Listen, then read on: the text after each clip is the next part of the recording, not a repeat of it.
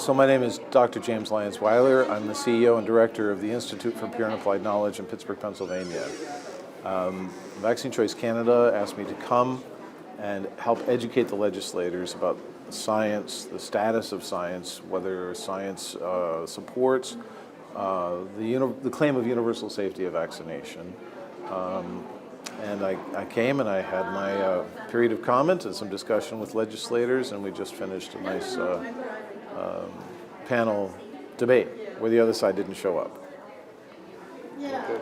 And are vaccines safe? What should people know? What should people be concerned about? Vaccines vary in their safety depending on past exposures of individuals and depending on their genetics.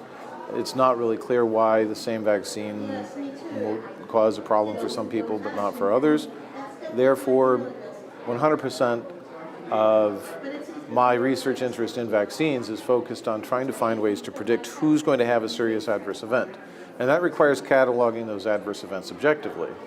Unfortunately, there's a systematic denial that adverse events occur because they say no studies have shown that this or that type of adverse event is associated with vaccines, when in reality, for many of the adverse events, there have been insufficient studies at all to show whether they do or they do not cause them. Yeah, that's my understanding too. Anything else? What would you warn our politicians against and the citizens? Okay, so vaccines are not safe for every individual. People are not cookie cutters of each other. 100% vaccine mandate without exemptions is mandated vaccine injury for some, and we don't know who. And therefore, our resources and our energy should be focused on identifying those individuals who are most susceptible. That's an important missing piece of information that objective science can fill. Vaccine injury and vaccine death is preventable. Okay. And all the animals in the forest aren't going to die tomorrow because they weren't vaccinated, right? No. The animals in the forest are not going to die, but because they're not vaccinated, but many of them do come down with disease. Disease is real, there's no doubt about it. Right.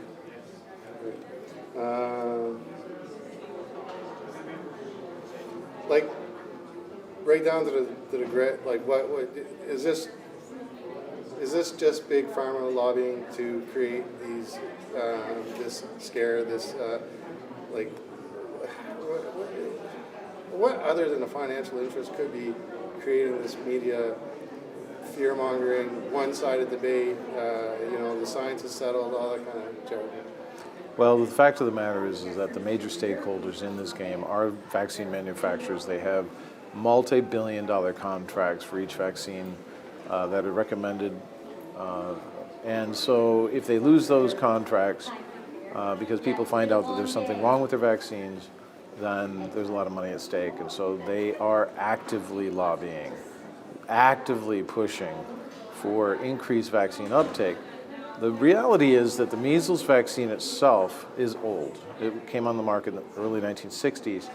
And every year that's gone by, there has been mutations in the vaccine type and in the wild type. And the MMR vaccine that we use in the States, the MMR vaccine itself is not likely to be as useful now as it was in 1963.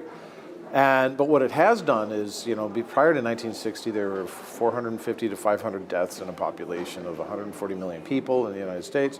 What it has done is it's shifted the age distribution of the individuals that are susceptible to getting measles infection.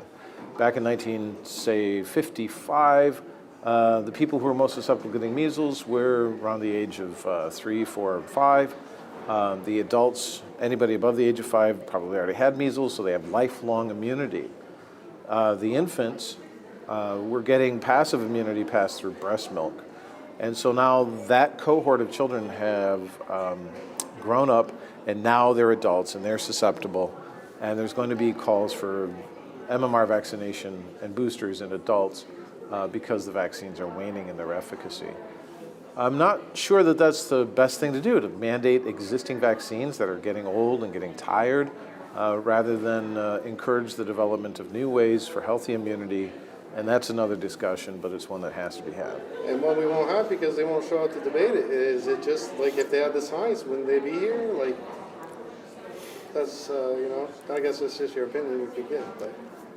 I can't speculate as towards any individual's reason for not being here. I would not dare to do that, but if they don't have enough incentive to show up when science is being discussed, when law is being discussed, when medicine is being discussed on a very important topical issue in the middle of deliberation, they're not necessarily doing due diligence, and so they have to be, considered for that.